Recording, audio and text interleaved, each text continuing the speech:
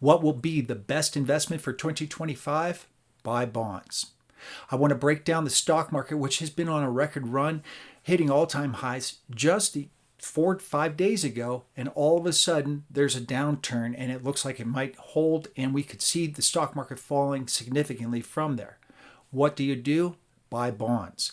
Bond investing is a great way to take advantage of the fact that our economy will likely slow down. Because the economy is going to slow down, the stock market will fall. We're seeing a shift occur right now.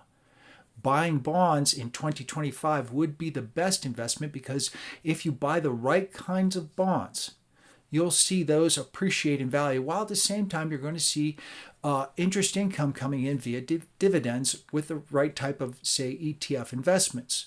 So in this video, I'm going to break down all about bond investing for beginners, but also for anybody who is savvy with bonds. I want to break down the economy and why bonds are the move for 2025, why you should get involved in bond investing in 2025, and what's going to happen with the economy throughout. I'm an economist first and foremost. I look at everything first from the perspective, the lens of the economy. We are going to see a shift. Inflation is still pressuring higher. The Federal Reserve is going to keep interest rates higher for longer.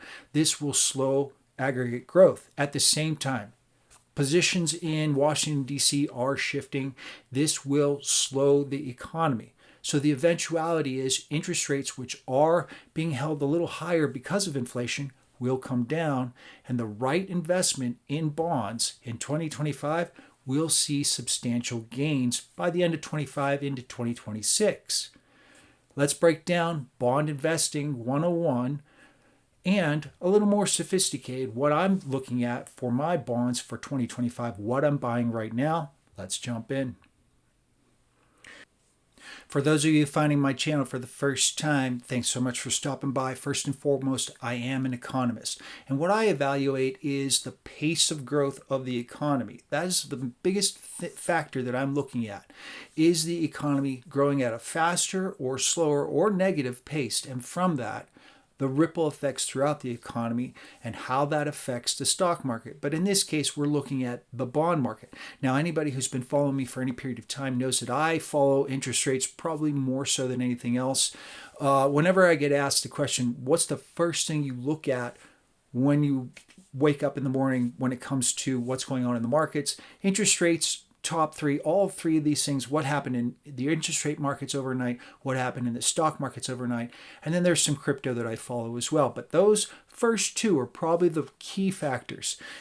What's the 10-year Treasury yield at this moment, waking up in the morning, and did anything happen with equities overnight? Those are probably the key factors. But I genuinely have an idea as to what they're going to be regardless, because I'm constantly following the economy. There's a pace of growth in the economy. The money supply is the number one factor that I'm looking at. If the money supply is increasing at an increasing rate, this will affect the stock market and the economy. And this is one of the things that I'm really focused on a lot. So you're going to want to pay attention to some of the things I talk about in here. And I have some other primers that I'm putting together, and this will really help you out with regard to bond investing.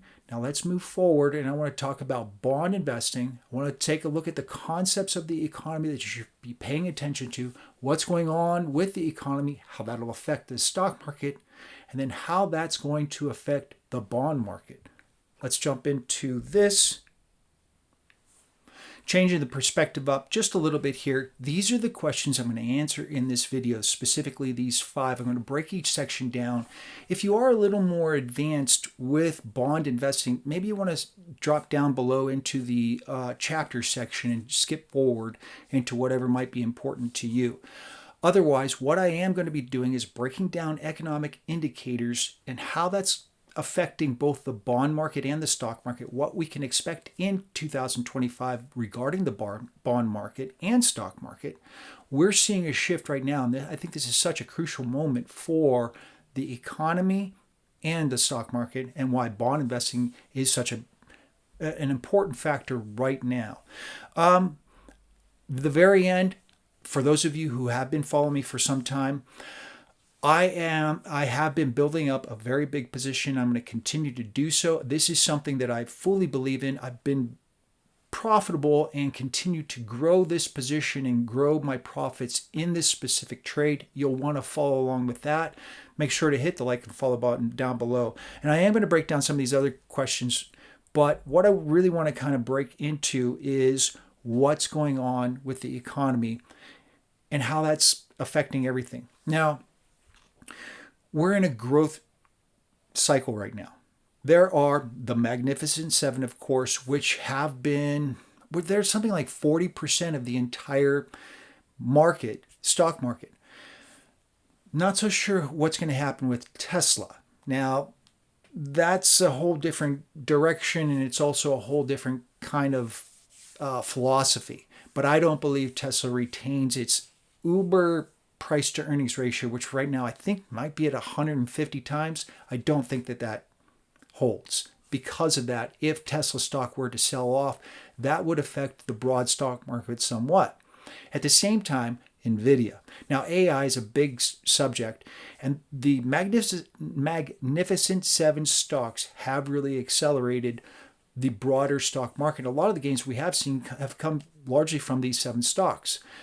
Well, what happens once we see a decline in the rate of growth of AI investments? We're on the cusp of information coming out from NVIDIA. I don't believe the pace can continue. I also believe that other factors, outlying factors, are likely to weigh on NVIDIA stock. Again, this is one of the two of the Magnificent Seven that we could see a shift. But outside of that, what's going on with the broader economy? We're seeing big position changes in how our country is being restructured. There will be ripple effects throughout the economy. Because of that, we're probably likely to see continued inflation, especially with the tariffs coming in, interest rates remaining higher for longer, and because of that, the stock market will likely fall. Why? What's the driver there? The economy is going to slow down. Ultimately, growth rates in stocks are driven by growth rates in the economy. This is likely to slow, and we'll see these higher than normal price to earning ratios come down. That means the stock market's going to move lower. But eventually what will happen is once all these ripple effects work their way through the economy, the Federal Reserve will be able to lower interest rates once they start balancing the concept of, okay, we do have price pressures. CPI data just crossed 3%, of course. Tariffs are going to increase price pressures even more. But once those work their way through the system, then the Federal Reserve is going to have to balance unemployment. Because of that, this will shift the focus. And once the Federal Reserve starts lowering interest rates, there's an inverse relationship between interest rate yields and the price of government treasuries. So when those interest rates come down, government treasuries will go up. This is the very beginning. We're seeing the end of the stock market move and the beginning of a bear market in bond yields, which means treasury prices will go higher for maybe 1 to 2.5 years. This is the time to take advantage of that instead of waiting for stocks to turn around. Now, there are, again, three things that I focus on. The money supply is probably the most crucial thing. What is the pace of the growth of the money supply? And why? Where's it coming from? Right now, we're seeing an increasing growth rate in the money supply, and that's good news because it's expanding the economy. But we're seeing full employment. The tariffs and current inflation will be a drain on economic activity. Effectively, higher inflation means that consumers can only spend finite incomes in certain areas. Their checks can only go so far. Their paychecks can only go so far. Because of that, other things will have to be not purchased within the economy. And we will see an aggregate decline in the growth rate. We're going to see the money supply slow down its growth rate.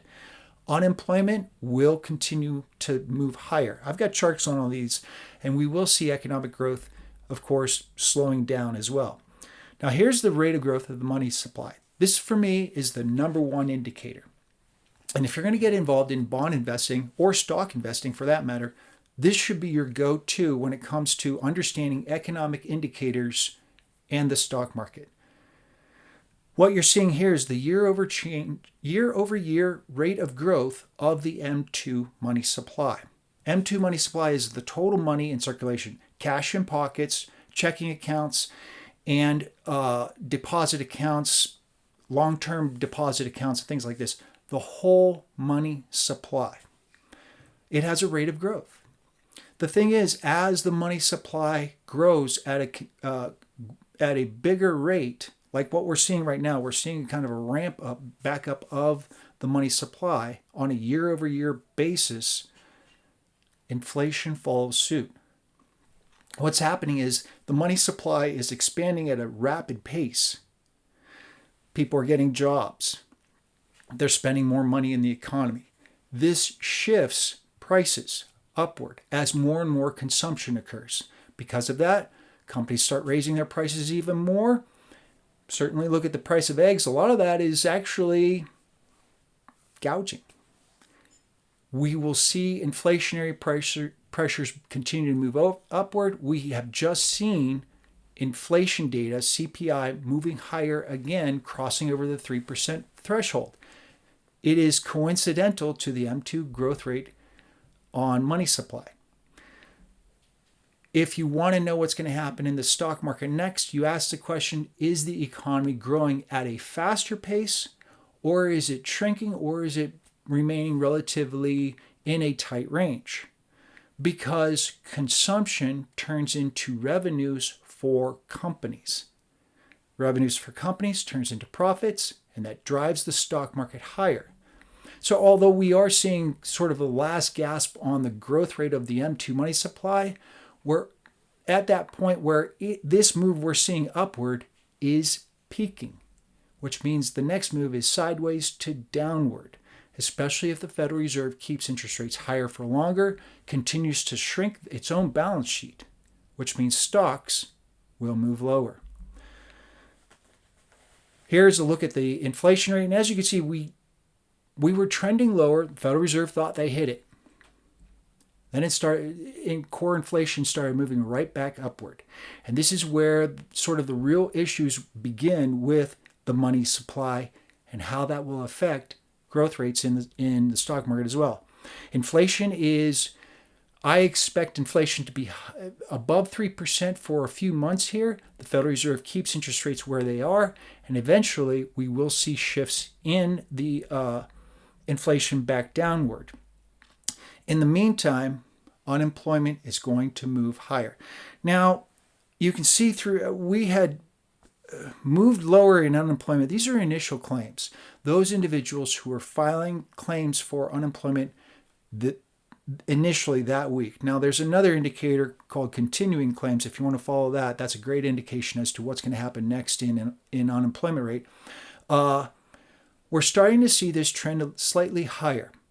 My expectation here is that with all the firings coming out of Washington, D.C., with interest rates moving higher, with inflation generally, broadly speaking, sort of grinding the economy lower, we will continue to see initial claims moving higher, trending somewhat higher, and eventually crossing the 2 million mark and then moving higher. Continuing claims will follow suit. This again reiterates that the stock market will have breathed its last gasp for those all-time highs and start to move lower. Now, this is, along with M2 money supply, is this right here, personal incomes versus personal expenditures. If I took the money supply and I overlaid it on these charts, incomes is in green, expenditures is in blue in these charts, and what this tells us is simply this.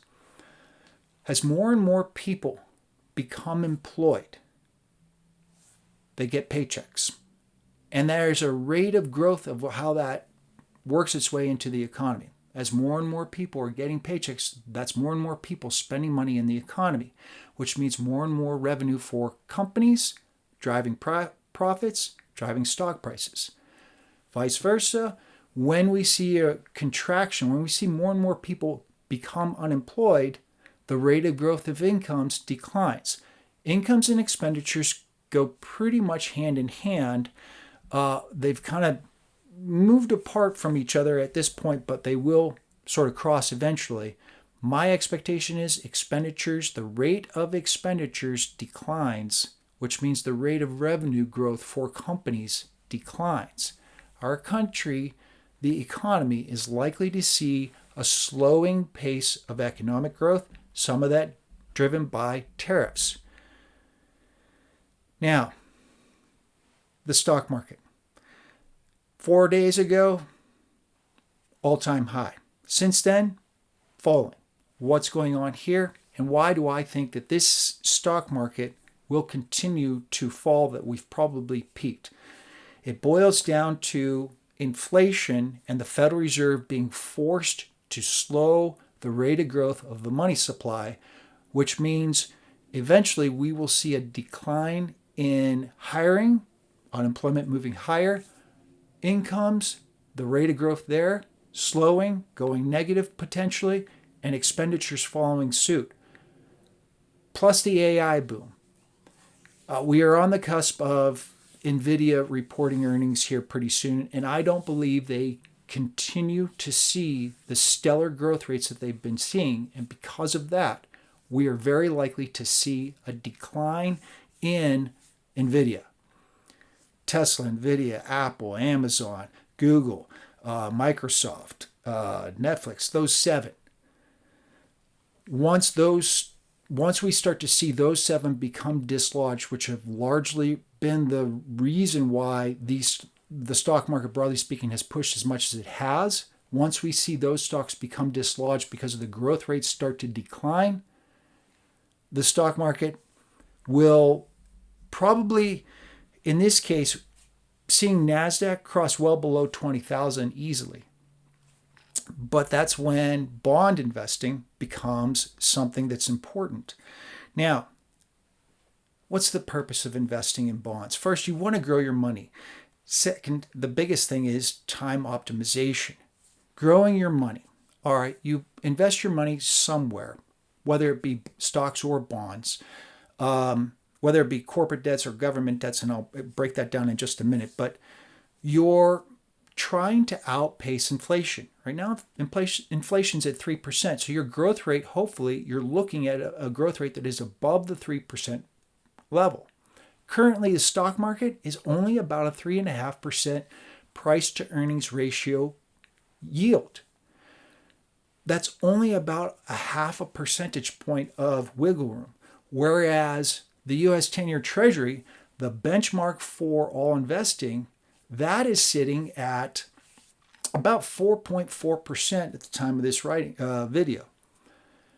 Meaning you're going to get about 0.9% or 0.9% increase in yield from bonds versus stocks.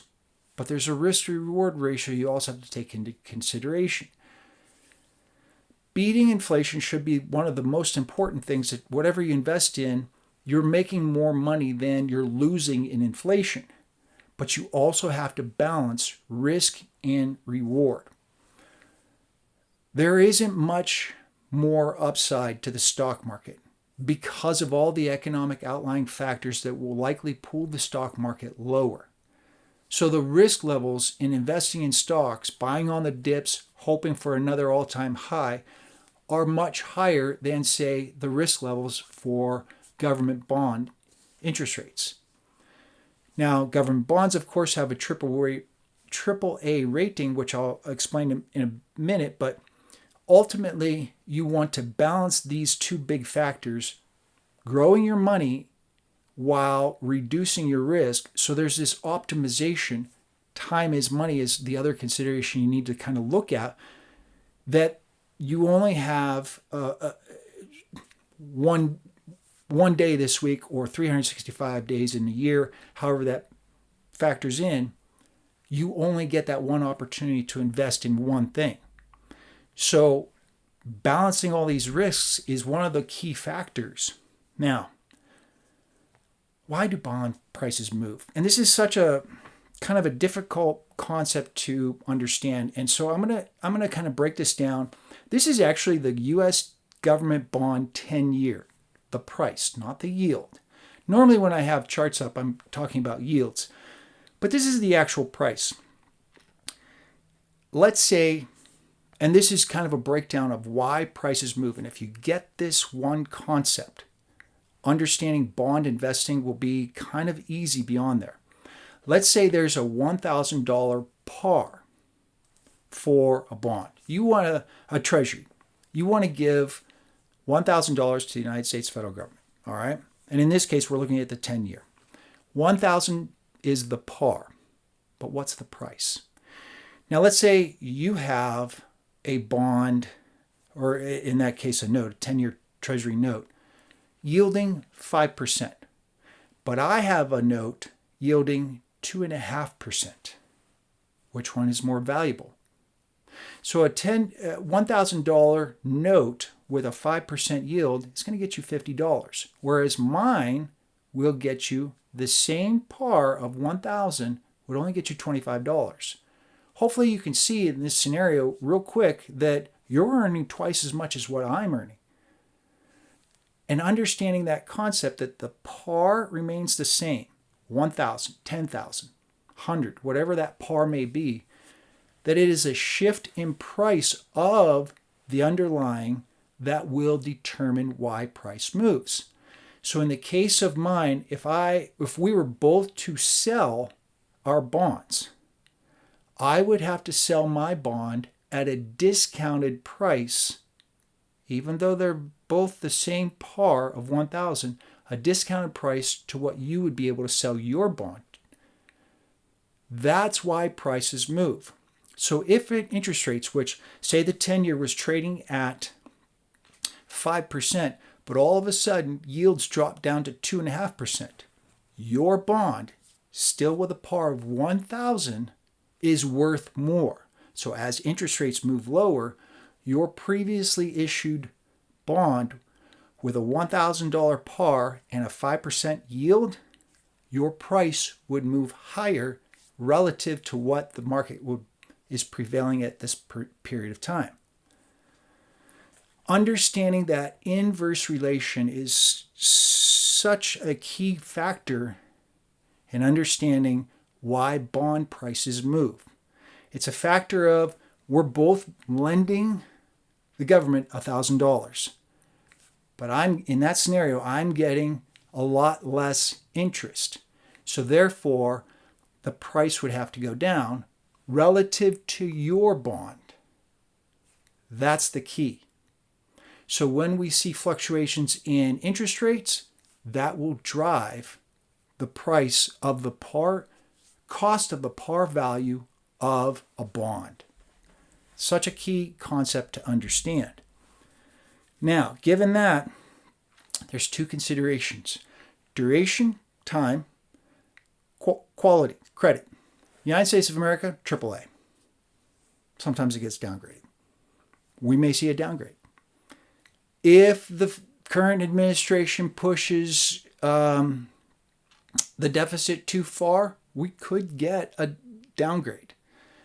On the one hand, the United States of America is considered the sort of standard bearer of investment quality, AAA. You don't get any really higher in concept than what the United States government can be rated. But they can get downgraded. They have been downgraded. Certainly got downgraded after the 2008 financial crisis.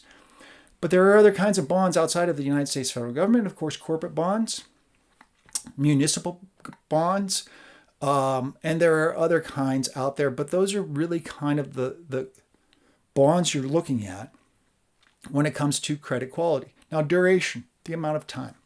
If you actually have a longer period of time, you could see price variations because over the course of a 10-year period of time versus maybe a 1-year period of time, it's more difficult to see what will happen in the economy.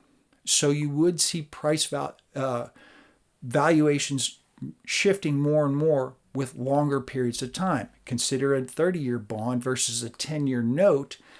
30 years is definitely longer than 10, and so therefore projecting that far out is more difficult to understand, and that because of that, prices tend to see wild swings over the course of 30 years. Now,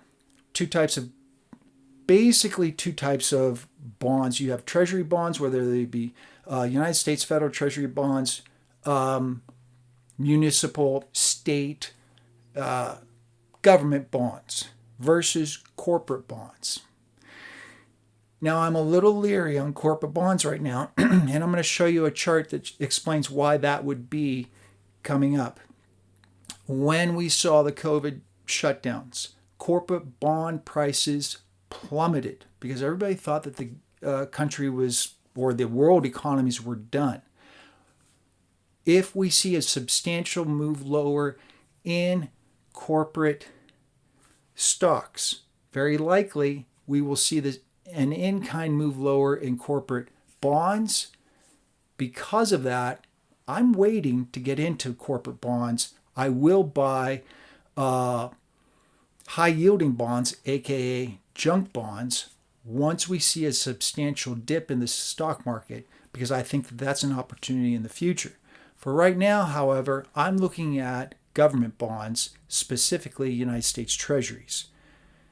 Now, corporate bonds, again, this is, if right dead smack in the middle, you can see a big spike lower in the price of corporate bonds. This is the Vanguard Intermediate Term Corporate Bond ETF. This is the monthly chart. Mostly, I think this chart is peaked at this time, that because we will see a trend lower and lower in the stock market, corporate bonds, and by extension, this ETF, which is the biggest ETF out there for corporate bonds, assets under management being the biggest. Because of that, I see that this particular ETF will likely fall in price. It'd be a tough buy right now if you couldn't convince me to jump in and buy at these prices. I expect that we would see this particular ETF moving lower. I will be buying some once we do, because at that point, I'll be a long-term investor buying these bonds on the dip, taking in the interest income via dividend, and from there, eventually I'll see the capital gains I'm looking for in the price of those bonds once that selling has settled out. And maybe I pick up a couple bucks here and there. But what I'm looking at, this is the TLT ETF. This is the one that I'm moving into mostly. By mostly, with all my bond investing right now, I mean like 90%. I'm kind of playing with other things.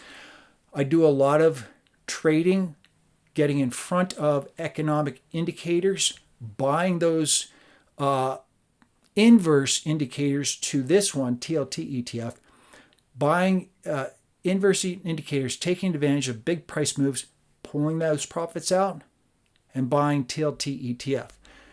TLT ETF just crossed 90 again this week, had dipped again.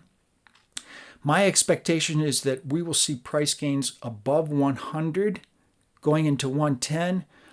115, 120, 125 I think is on the long end, and I think that is over a longer period of time. I will begin to take profits as we move.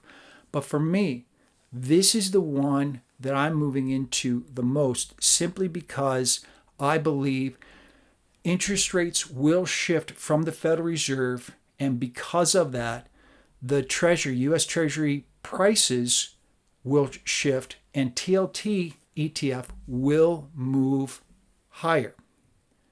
Now, here's something that you may ask, should I just give the United States federal government $10,000 versus, say, buying an ETF?